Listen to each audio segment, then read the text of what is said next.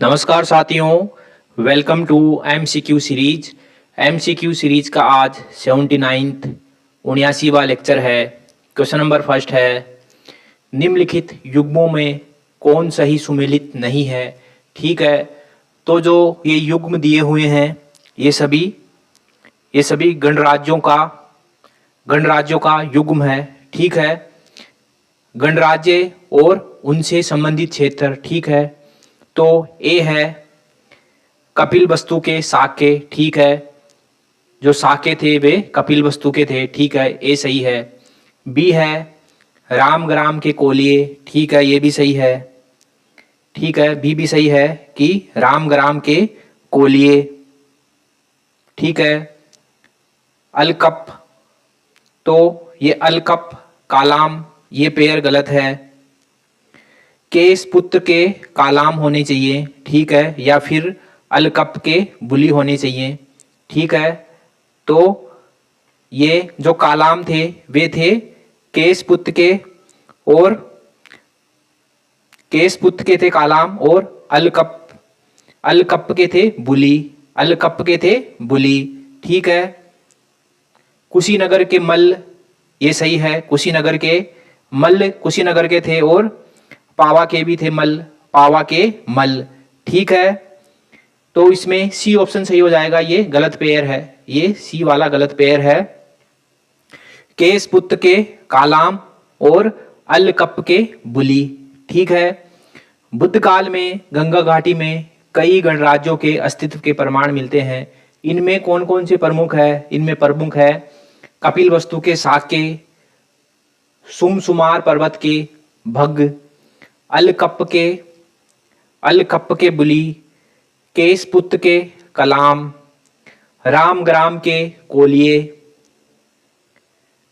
कुशीनारा के मल्ल, पावा के मल्ल, पीपली वन के मोरिये, वैशाली के लिच्छवी और मिथिला के विदे आदि। ठीक है, तो ये गणराज्य थे और इनसे संबंधित स्थान। ठीक है, क्वेश्चन नंबर 2 है, निम्नलिखित में से किस राजवंश के शासक देवपुत्र उपाधि धारण करते थे?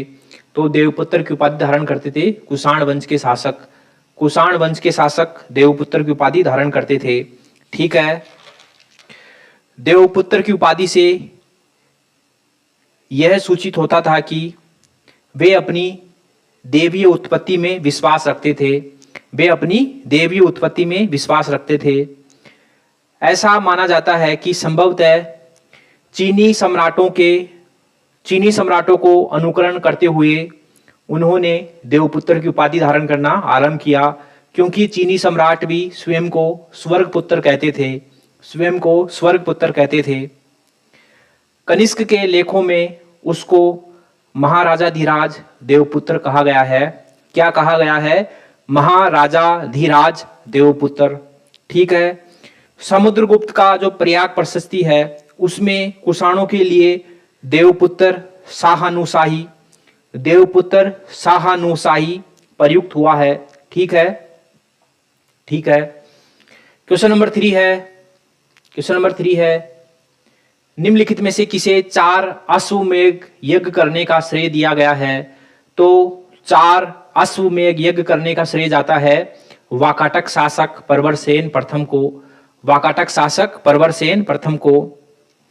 वाकाटक शासक प्रवरसेन प्रथम एक धर्मनिष्ठ ब्राह्मण था।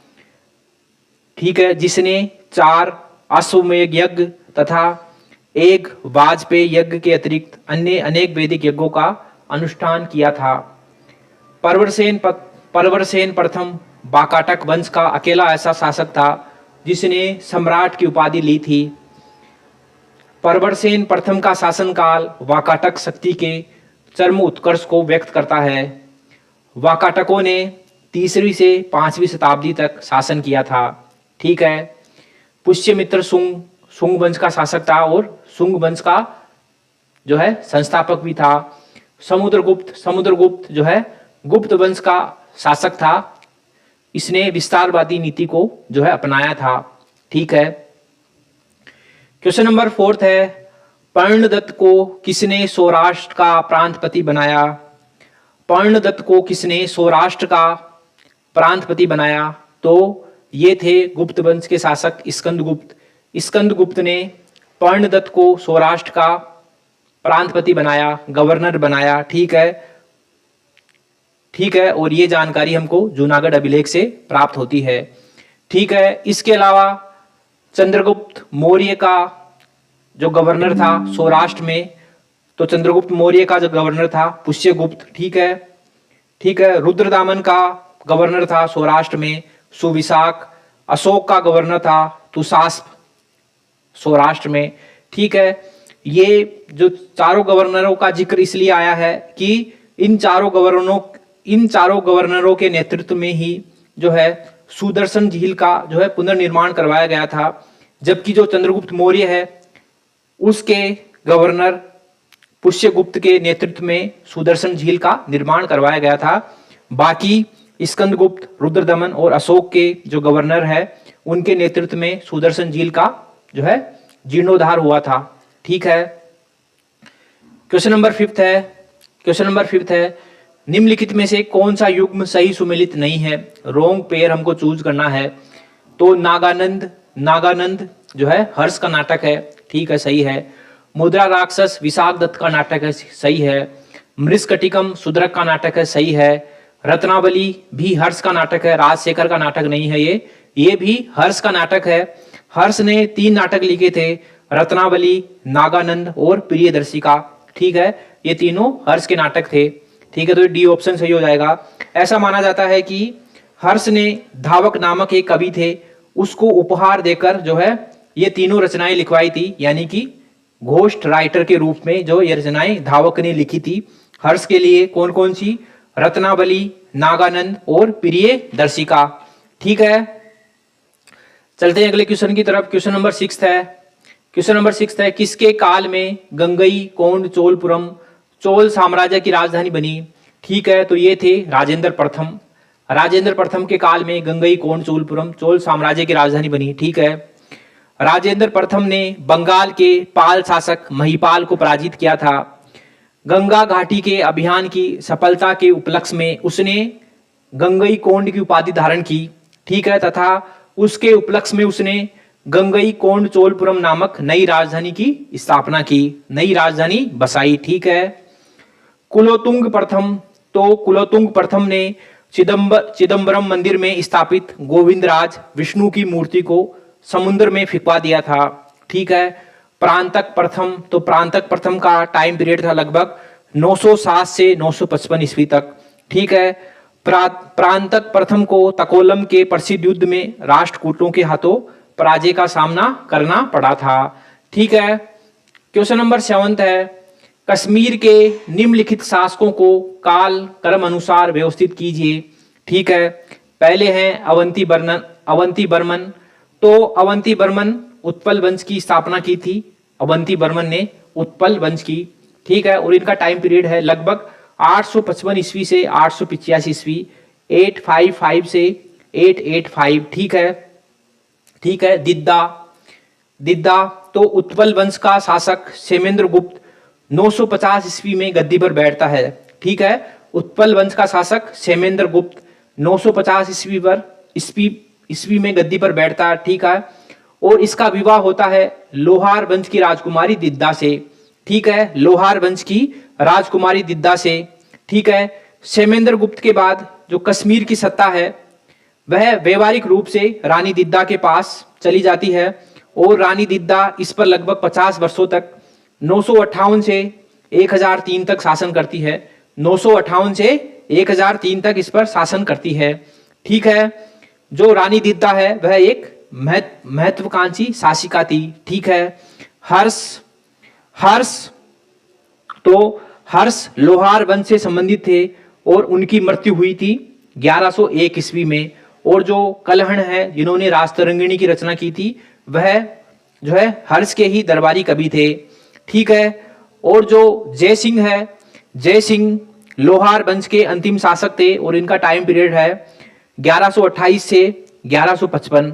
1128 से 1155। ठीक है, तो अवंती वर्मन का टाइम पीरियड है 855 से 885। तो ये सबसे पहले आएंगे।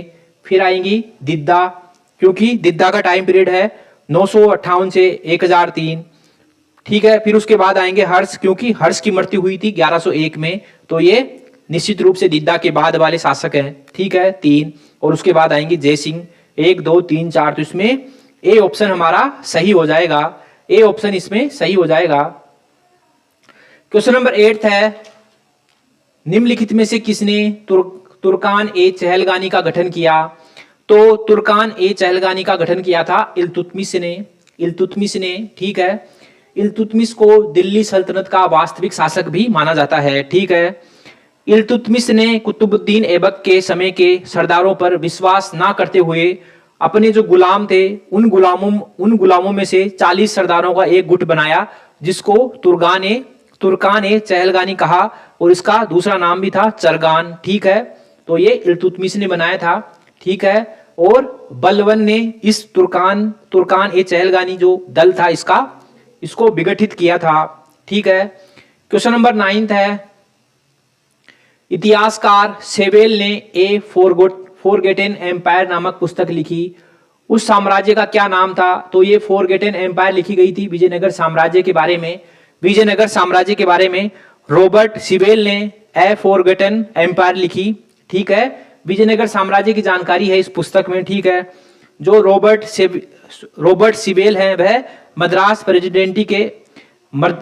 प्रेसिडेंसी के सिविल सर्वेंट थे। ठीक है, क्वेश्चन नंबर 10 है, खानकाह क्या था? खानकाह किसे कहा जाता था? तो खानकाह कहा जाता था सूफी संतों का निवास स्थान, सूफी संतों का निवास स्थान खानकाह कहलाता था। ठीक है, खानकाह। ठीक है साथियों, एमसीक्यू सीरीज का लेक्चर नंबर 79 79वां यही समाप्त होता है। मिलते हैं अगले लेक्चर में, तब तक के लिए थैंक यू वेरी मच।